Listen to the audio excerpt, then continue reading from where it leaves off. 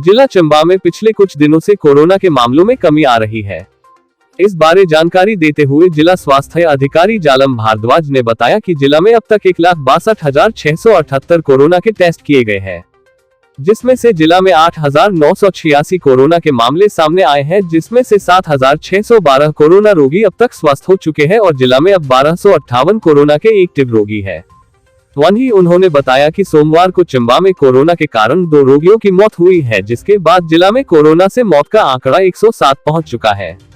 वहीं उन्होंने बताया कि इन 1,258 एक्टिव रोगियों में 3 तीसा में, 9 डाइटसरू में, 24 डलहौजी में और 67 चंबा मेडिकल कॉलेज में रखे गए हैं। वहीं 1155 कोरोना रोगी घरों में रखे गए हैं। हिमाचल प्रदेश और चंबा जिला से जुड़ी विभिन्न जानकारियों को जानने के लिए देखते रहिए चंबा हलचल का यूट्यूब चैनल और फेसबुक पेज।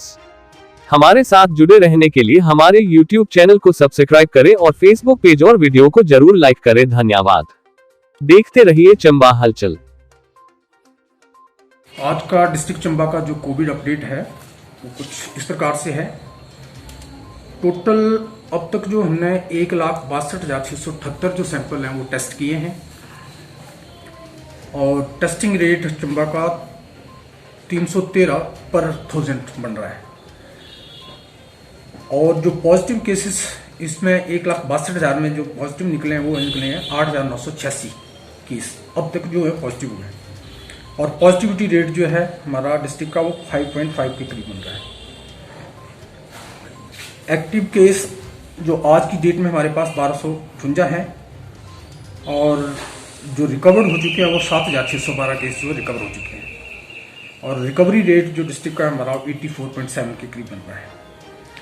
और टोटल जो डेथ हुई है अभी तक वो 107 डेथ, जो जिसमें 2 अभी आज मॉर्निंग में ही रिपोर्ट हुई हैं और 5 जो थी वो पिछले कल भी रिपोर्ट हुई थी।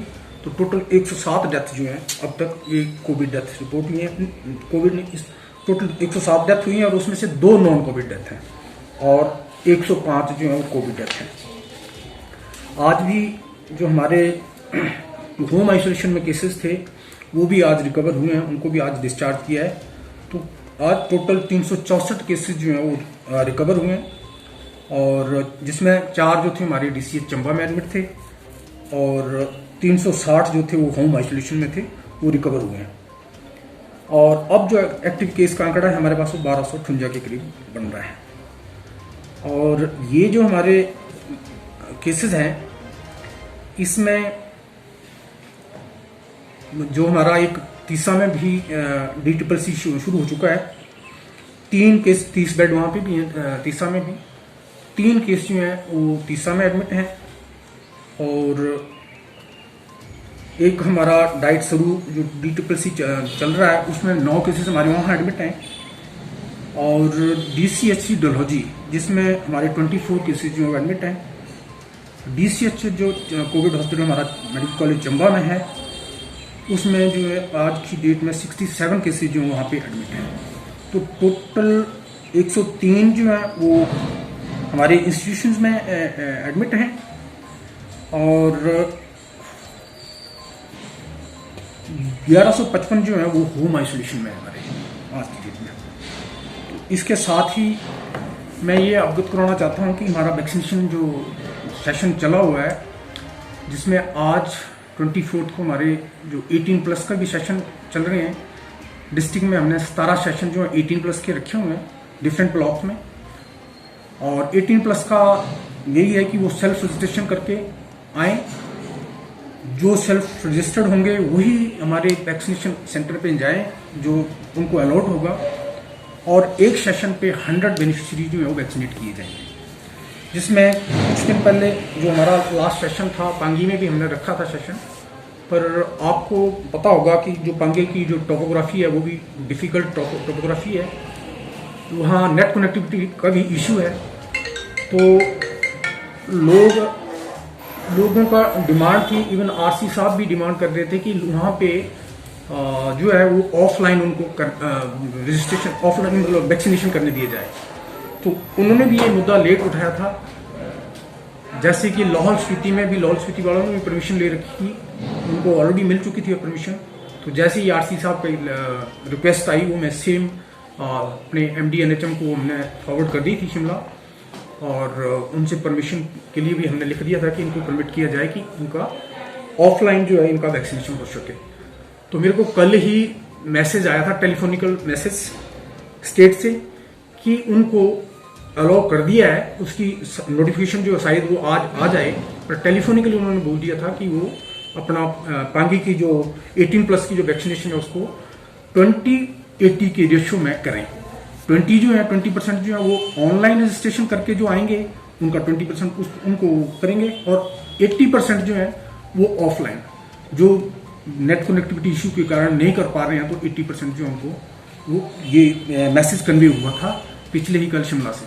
तो मैंने सेम RC साहब को भी बता दिया, और हमारे जो BMOs हैं वहाँ पे डॉक्टर अवेक, उनको भी मैंने दे दिया था कि इस तरह का मैसेज मिल गया है, और इन राइटिंग जो नोटिफिकेशन इसकी होगी वो जैसे ही आएगी तो मैं उनको फॉरवर्ड कर दूंगा। तो आई होप कि आज पांगी में अब मेरा कांटेक्ट नहीं हुआ, 2-3 दफ़ा मैंने ट्राई भी की बात करने की, तो उनसे बात नहीं हो पा रही है। RC साहब से भी मैंने ट्राई की थी, लेकिन नहीं, कांटेक्ट नहीं हो पा रहा है। पर आई होप कि ठीक ही चल रहा होगा वहाँ पे वैक्सीनेशन सेशन, और 18+ भी और प्लस 45+ भी। 45+ का तो हमारे डिस्ट्रिक्ट में 40-50 के करीब आज मतलब सेक्शन साइट्स हैं। 45 की कल भी वैक्सीन आ गई है। 18+ की जो है वो 31 मई तक हमें जो वैक्सीन दी हुई है वो 31 मई तक है। उसके बाद जैसे ही आदेश आते हैं कि नेक्स्ट कब जो कंसाइनमेंट है कब मिलेगी, तो मैं वैसे ही अकॉर्डिंगली गाड़ी भेज के वो भी मंगवाऊंगा। दूसरा, इसमें एक जो गवर्नमेंट ने वो किया था, पहले 28 डेज का था वैक्सीनेशन का, जो सेकेंड डोज का गैप था, फिर 42 डेज हुआ, और अब आपके माध्यम से मैं ये बताना चाहता हूँ कि अब जो है लेटेस्ट गाइडलाइन जो है वो 84 डेज, सेकेंड डोज जो है वो 84 डेज के बाद ही लगेगा। तो इसलिए लोग थोड़ा सा लोगों में भी ये आपके माध्यम से अवेयरनेस स्प्रेड हो कि 84 डेज के बाद ही सेकेंड डोज लगवाएं, उससे पहले अननेसेसरी भीड़ ना करें, और जो कोविड अप्रोप्रिएट बिहेवियर, जो social distancing, hand sanitisation, mask, इसको आप इस प्रोटोकॉल को फॉलो करें और उसके अकॉर्डिंगली रखें अपने आप को। वैक्सीनेशन लगाने के बाद भी, मैं फिर से बताता हूं कि सेकंड डोज लगाने के बाद भी ये जो तीनों चीजें हैं ये प्रॉपरली फॉलो करें, इसका उल्लंघन ना करें, क्योंकि कई केसेस ऐसे हुए हैं जो सेकंड डोज लगने के बाद भी पॉजिटिव आए हैं। तो ये कोई वैक्सीनेशन जो है इसका इलाज नहीं है।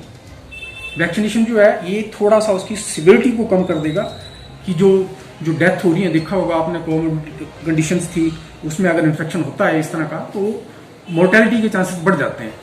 लेकिन अगर वैक्सीन के 2 डोजेज अगर लग गए हैं तो उसकी जो सिवियरिटी है एटलीस्ट वो उसमें कमी आएगी।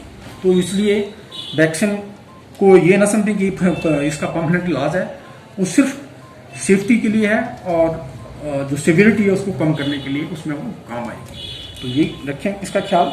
और दूसरा, जो सोशल डिस्टेंसिंग और मास्क और हैंड सैनिटाइजेशन का ख्याल रखें, प्रॉपर्ली फॉलो करें। सर, जो 2 मौतें हुई हैं उसके बारे में जानकारी दें सर, कहाँ से हैं और कब पॉजिटिव पाई गई थी? जो 2 डेथ हुई हैं,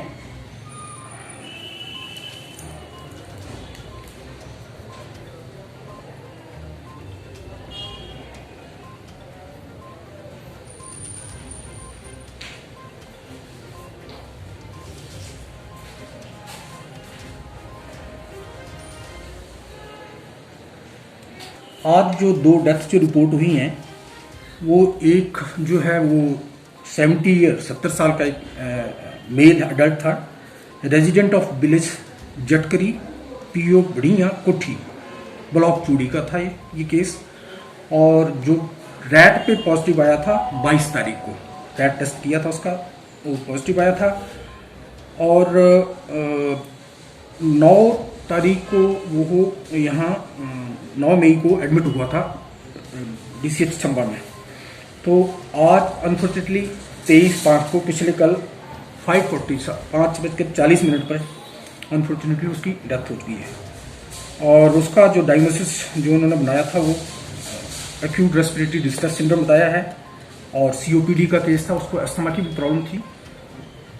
दूसरा जो डेथ रिपोर्ट हुई है वो 69 साल की एक फीमेल है, जो resident of village Kumari PO garnet करके है। तहसील चुरा की, चुरा डिस्ट्रिक्ट चुरा तहसील की। और इसको 3 दिनों से बुखार था, फीवर था, और 19 तारीख को वो एडमिट हुई थी शाम को 3:05 पर, और 24 को आज अर्ली मॉर्निंग में कोई 3 बजे के करीब अनफॉर्चुनेटली उसका भी डेथ हो गई है। उसका जो डायग्नोसिस था वही, उसको भी एक्यूट रेस्पिरेटरी डिस्ट्रेस सिंड्रोम था विद सीवियर निमोनिया भी था उसको। तो ये 2 डेथ्स जो आज रिपोर्ट हुई हैं, और 5 जो थी वो तो ऑलरेडी कल अपडेट कर दी थी हमने। हिमाचल प्रदेश और चंबा जिला से जुड़ी विभिन्न जानकारियों को जानने के लिए देखते रहिए चंबा हलचल का यूट्यूब चैनल और फेसबुक पेज। हमारे साथ जुड़े रहने के लिए हमारे यूट्यूब चैनल को सब्सक्राइब करें और फेसबुक पेज और वीडियो को जरूर लाइक करें। धन्यवाद। देखते रहिए चंबा हलचल।